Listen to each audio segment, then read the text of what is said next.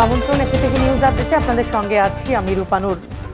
সর্বজনীন pension scheme সংক্রান্ত বৈষম্যমূলক প্রজ্ঞাপন প্রত্যাহারের দাবিতে চতুর্থ দিনের মতো সর্বাত্মক কর্মবিরতি পালন করছেন বিশ্ববিদ্যালয় শিক্ষকরা।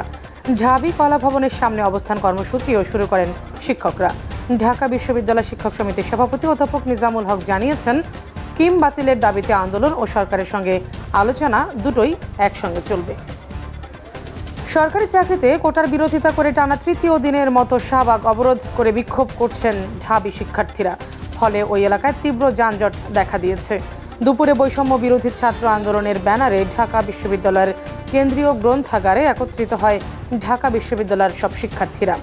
পরে মিছিল নিয়ে ঢাবি ক্যাম্পাস প্রদক্ষিণ করে দোয়েল চত্বর, হাইকোর্ট মোড়, মৎস্য ভবন হয়ে শাহবাগ আসেন শিক্ষার্থীরা।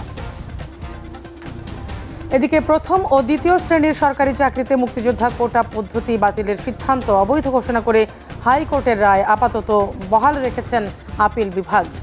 প্রধান বিচারপতি ওবায়দুল হাসানের নেতৃত্বে আজ আপিল বেঞ্চ চেম্বার আদালত রায় বহাল রাখেন।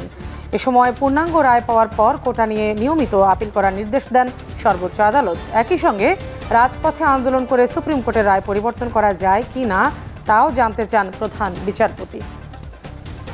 শ্রম আইন লঙ্ঘনের মামলায় 6 মাসের দণ্ডপ্রাপ্ত নোবেলজয়ী ডক্টর মোহাম্মদ ইউনুস সহ 4 জনের জামিনের মেয়াদ 14 আগস্ট পর্যন্ত বাড়িয়েছেন শ্রম আপিল ট্রাইব্যুনাল।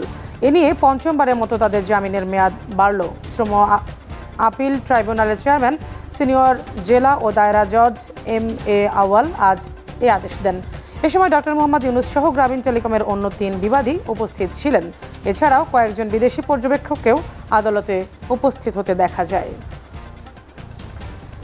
ছাগলকাণ্ডে আলোচিত জাতীয় রাজস্ব বোর্ডের সাবেক কর্মকর্তা মতিউর রহমান ও তার পরিবারের সম্পত্তি ক্রোকের আদেশ দিয়েছেন আদালত।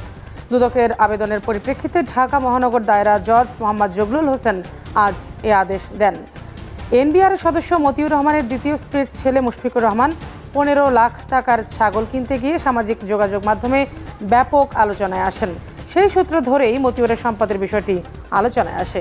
এবার থাকছে দেশের বাইরের খবর। যুক্তরাজ্যে সাধারণ নির্বাচনে ভোট গ্রহণ শুরু হয়েছে বাংলাদেশ সময় বেলা 12টায়, চলবে রাত 3টা পর্যন্ত। নির্বাচন নিয়ে চলছে নানা হিসাব নিকাশ। এতে ক্ষমতাসীন কনজারভেটিভ পার্টির ভরাডুবির আশঙ্কা করছেন বিশ্লেষকরা। এমনকি নিজের আসনও হারাতে পারেন প্রধানমন্ত্রী ঋষি সুনাক। অন্যদিকে বলা হচ্ছে সংখ্যাগরিষ্ঠতা পেতে পারে বিরোধী দল লেবার পার্টি। এবার থাকছে মাঠে ময়দানের সংবাদ। লাতিন আমেরিকা শ্রেষ্ঠত্বের লড়াইয়ে গ্রুপ পর্ব শেষে এখন অপেক্ষা নক আউট পর্বের। শুক্রবার সকালে শুরু হবে শেষ 8-এর লড়াই।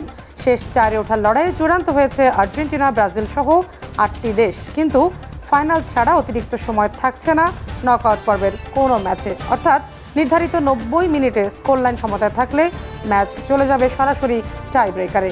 অংশগ্রহণকারী দলগুলো এই সিদ্ধান্তের কথা জানিয়ে কনমেবল। শেষ করছি নিউজ আপডেট। বিস্তারিত জানতে চোখ রাখুন সন্ধ্যার এসিটিভি সংবাদে। ধন্যবাদ সবাইকে।